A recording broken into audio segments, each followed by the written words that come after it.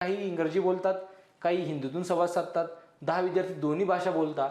जर इंग्रजी संवाद साधणारी संख्या 21 असेल तर अनुक्रमे हिंदी बोलणाऱ्या भाषांची संख्या निवडा. दोनच भाषा दिलेल्या, इंग्रजी आणि हिंदी. तुम्हाला माहिती 2 भाषा म्हटल्यावर 2 असे गोल काढायचे. ठीक आहे.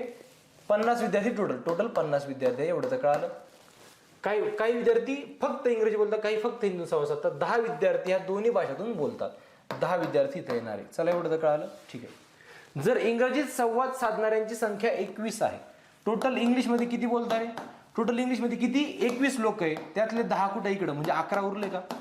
11 लोक बघा ना, टोटल 21 आली पाहिजे. बघा 21 झाली का? बघा 10 11 21. टोटल 21 इंग्लिश बोलता, 10 दोन्ही भाषा, 11 फक्त इंग्लिश बोलता. ठीक आहे. मग पुढे काय विचारलंय? अच्छा, टोटल क्लासमध्ये टोटल लोक किती? 50 लोक आहे. टोटल क्लासमध्ये 50 लोक, एवढं तर माहिती ना. टोटल क्लासमध्ये 50 लोक आहे. 21 इकडे गेले, किती उरले रे?